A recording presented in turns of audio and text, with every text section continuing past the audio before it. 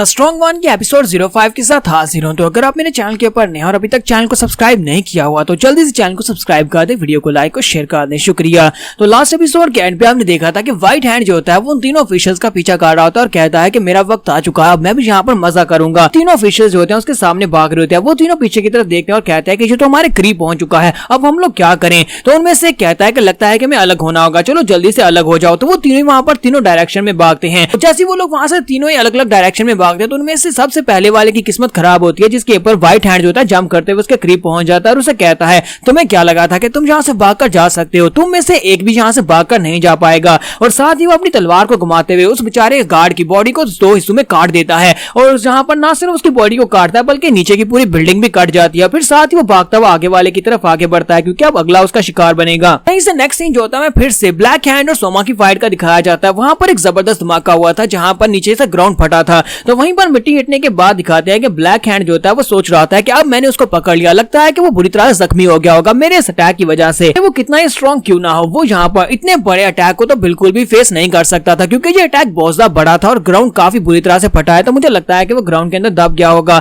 और इसी के साथ ही हमारा सोमा फिर से पंच मारने के लिए उसके सामने होता है और वो पंच मारते हुए उसके मुंह के करीब पहुंचता है और साथ ही उसके मुंह पर एक जबरदस्त पंच मारता है। तो जब हमारा सोमा उसके मुंह पर एक पंच मारता है तो वो ग्राउंड के ऊपर गिरता है और ग्राउंड जो होता है वहां पर ग्राउंड नीचे की तरफ दब जाता है। जैसा कि एनिमे में स्पेशल इफेक्ट्स के साथ दिखाया जाता है कि ग्राउंड 2-3 बार धड़म धड़म से करके नीचे गिरता है, बिल्कुल वैसे ही यहाँ पर ग्राउंड जो होता है वो काफी गहराई तक धंस जाता है उसके एक पंच की वजह से। हमारा सोमा जो होता है और उसके सामने खड़ा होता है, एक ही पंच के साथ उसने यहाँ पर ब्लैक हैंड को ढेर कर दिया है। और यहाँ पर साथ ही बताया जाता है कि मैरियन टेंपल का 8th रिप्रेजेंटेटिव जो है ब्लैक हैंड वो हार चुका है और ब्लैक हैंड मर चुका है। यहीं पर से नेक्स्ट सीन जो होता है फिर से व्हाइट हैंड का दिखाया जाता है। व्हाइट हैंड ने 3 गार्ड्स में से एक गार्ड को मार दिया, 2 गार्ड्स बचे हैं। उनमें से एक गार्ड जो होता है वो बड़ी तेजी के साथ भाग रहा होता है, दूसरा उसकी तरफ देखता है और कहता है कि वो हमारे पीछे नहीं आ रहा। तो इसी के साथ ही हमारे व्हाइट हैंड को दिखाते हैं, वो कहता है कि तुम लोगों को क्या लगता है कि मैं यहाँ पर तुम्हें पकड़ नहीं पाऊंगा, अगर तुम लोग यहाँ पर स्प्लिट टॉप हो जाओगे यानी कि तुम लोग अलग हो जाओगे तो मैं तुम्हें पकड़ नहीं सकता। के साथ वो बड़ी तेजी के साथ वहां पर से गायब हो जाता है। दूसरा बंदा जो होता है वो गार्ड जो होता है वो उसकी तरफ देखता है और कहता है कि वो कहां पर चला गया, अभी थोड़ी देर पहले तो वहां पर खड़ा था।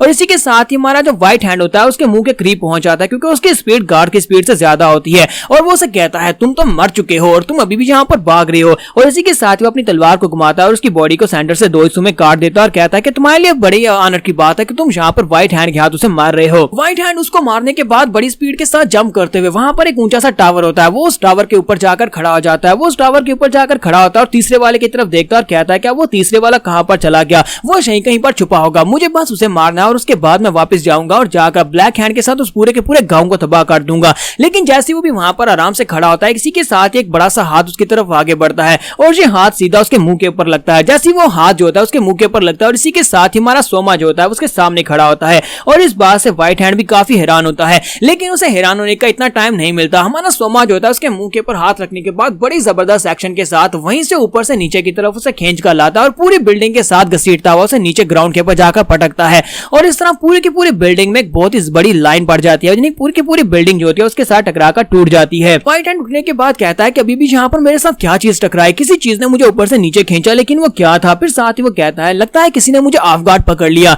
मुझे यहाँ पर बस जल्दी से जल्दी अपना होश संभालना होगा। साथ ही वो सामने की तरफ देखता है तो वहां पर ब्लैक हैंड की डेड बॉडी पड़ी होती है। वो कहता है ऐसा नहीं हो सकता, ये तो ब्लैक हैंड है, ब्लैक हैंड को किसने मार दिया, आए ब्लैक हैंड को कौन हरा सकता है। सोमा उसके सामने लैंडिंग करता है और उसके सामने खड़ा होकर अपने गर्दन के अंदर से उसको क्या कहते हैं क्रैक्स निकाल रहा होता है। हमारा सोमा उसे कहता है क्या तुम लोगों को लगता है कि इंसान की जान की कोई वैल्यू नहीं और तुम यहाँ पर जिसको चाहे उसे मार सकते हो। तो व्हाइट हैंड यहाँ पर अभी भी इस बात को एक्सेप्ट नहीं कर रहा होता कि सोमा ने ब्लैक हैंड को मार दिया। वो उसे कहता है लगता है मैं यहाँ पर कोई सपना देख रहा हूँ, तुम कैसे इसको मार सकते हो। भाई जो है एक प्रोफेशनल था और काफी ज्यादा स्ट्रॉन्ग था और तुम एक आम से गाँव वाले हो। इसी के साथ ही व्हाइट हैंड अपनी तलवार निकालता है और उसे घुमाते हुए कहता है कि मेरे पास इतना टाइम नहीं है तुम्हारे सवालों के जवाब देने के लिए, तुम एक काम से गाँव वाले और तुम यहाँ पर मेरे हाथों से मरोगे। और साथ ही वो अपनी तलवार को घुमाकर जैसे हमारे सोमा के ऊपर अटैक करने लगता है उसके पेट के ऊपर एक जबरदस्त पंच पड़ता है और उस पंच के साथ वहां पर जबरदस्त इफेक्ट निकलता है और इफेक्ट निकलने के साथ पीछे वाली पूरी की पूरी दीवार के अंदर एक बहुत बड़ा डेंट पड़ जाता है और व्हाइट हैंड वहीं पर ग्राउंड के ऊपर गिर जाता है। उसके मुंह से काफी सारा ब्लड निकलता है और कहता है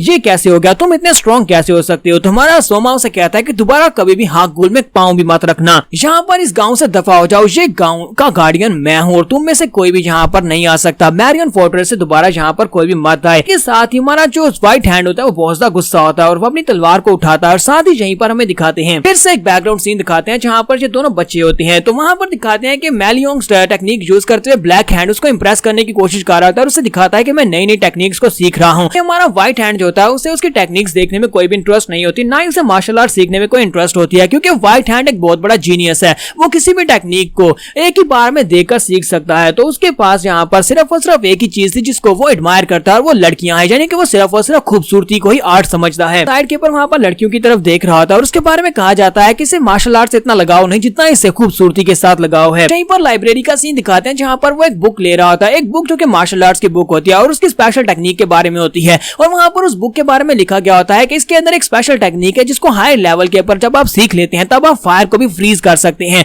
लेकिन उसको सीखने में बहुत सारा साल लगेंगे। लेकिन इसी के साथ ही हमारा जो व्हाइट हैंड होता है वो सिर्फ और सिर्फ एक ही रात में उस टेक्निक को मास्टर कर लेता है और वहां पर लगी हुई मोमबत्ती के ऊपर हाथ लगाता है और फायर को फ्रीज कर देता है। उसी दिन व्हाइट हैंड को इस बारे में पता चल जाता है कि वो मार्शल आर्ट्स को जब चाहे तब सीख सकता है, सिर्फ एक ही रात में पूरी की पूरी बुक को मास्टर कर सकता है। लेकिन उसकी नजर में इस मार्शल आर्ट्स की कोई वैल्यू नहीं, उसकी नजर में सिर्फ और सिर्फ खूबसूरत चीजों की वैल्यू है। और वो अपने रूम में जाता है, उसने अपना एक स्पेशल रूम बनाया होता है जहां पर उसने बहुत सारी लड़कियों को फ्रीज करके रखा होता है। वहां पर ढेर सारी लड़कियां होंगी, सारी की सारी लड़कियों को उसने फ्रीज करके रखा होता है और उसके नजदीक सिर्फ और सिर्फ खूबसूरती असली आर्ट है और जो चीज खूबसूरत नहीं उसे व्हाइट हैंड डिस्ट्रॉय कर देता है। तो यहाँ पर हमारा सीन फिर से प्रेजेंट में आ जाता है। व्हाइट हैंड कहता है कि तुम्हारी जैसी एक गंदी बद्दी चीज को इस दुनिया में होने का कोई अधिकार नहीं है, क्योंकि तुम खूबसूरत नहीं हो और मेरे नजदीक सिर्फ और सिर्फ खूबसूरती ही एक कमाल की चीज है। तो व्हाइट हैंड ऊपर की तरफ जंप करते हुए अपनी तलवार लेकर हमारे सोमा के ऊपर अटैक करने के लिए आगे बढ़ता और कहता है कि मैं इस बात को बिल्कुल भी एक्सेप्ट नहीं कर सकता कि तुम मुझसे ज्यादा बेहतर हो, तुम मुझसे बेहतर नहीं हो सकते। और साथ ही वो अपनी तलवार को घुमाते हुए सोमा के ऊपर अटैक करता है, लेकिन असल में वो एक मिराज होता है।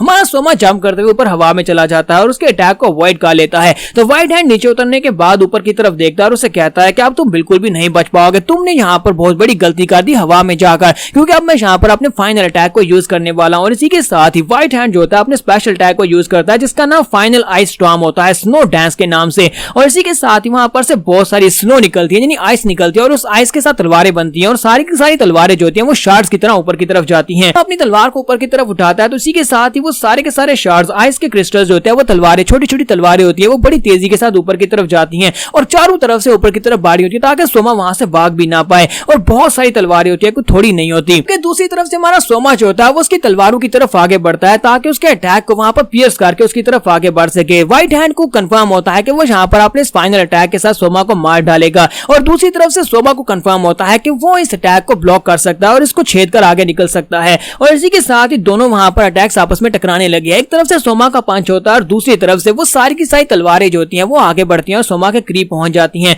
और फिर साथ ही वो सोमा के साथ टकराती हैं और वहां पर एक जबरदस्त धमाका होता है। इस बात से हमारा व्हाइट हैंड बहुत ज्यादा खुश हो रहा था कि उसने यहाँ पर सोमा को मार दिया। लेकिन इसी के साथ ही दिखाते हैं कि हमारा सोमा जो होता है वो उसके सामने नीचे ग्राउंड के ऊपर आकर लैंडिंग करता है और इसी के साथ ही व्हाइट हैंड को समझ आ जाती है कि वो अब मरने वाला है, क्योंकि अब यहाँ पर उसके पास और कोई भी रास्ता नहीं बचा। और हमारा सोमा यहीं पर से उसके मुंह पर एक जबरदस्त पंच मारता है। इसी पंच के साथ वो उठता हुआ पीछे आकर बिल्डिंग के साथ टकराता है और बिल्डिंग को तोड़ता हुआ उसके अंदर जितनी बिल्डिंग्स होती है सारी की सारी दीवारों को तोड़ता हुआ पीछे जाकर पीछे वाली फाइनल दीवार के साथ जाकर टकराता है। फिर हमारा सोमा उसी बिल्डिंग के सुराख के अंदर से चलता हुआ सीधा आकर व्हाइट हैंड के सामने खड़ा हो जाता है, लेकिन व्हाइट हैंड जो होता है वो वहीं पर गिरकर मर जाता है और वो उठ नहीं पाता। तो हमारा सोमा जो होता है वहां पर खड़ा होता है। यहीं पर बताया जाता है कि व्हाइट हैंड जो कि फोर्ट्रेस मारियोंग का 7वां रिप्रेजेंटेटिव था वो भी यहाँ पर मर चुका है। और यहीं पर उस तीसरे गार्ड को दिखाते हैं जो कि जिंदा बच गया था। वो ऊपर छुपकर ये सब कुछ देख रहा था और कहता है कि ये क्या, हमारे हाक गोल में एक मास्टर कैसे हो सकता है, मुझे जाकर म्यूजियम के लीडर को इस बारे में बताना होगा कि हमारे यहाँ पर एक मास्टर है। यहाँ पर हम लोग अपनी एपिसोड 05 का एड करेंगे। तो नेक्स्ट एपिसोड में देखेंगे क्या हमारे सोमा का राज यहाँ पर खुल जाएगा, क्या सभी को पता चल जाएगा कि ये एक छुपा हुआ मास्टर है। यहाँ पर एपिसोड का एंड करेंगे।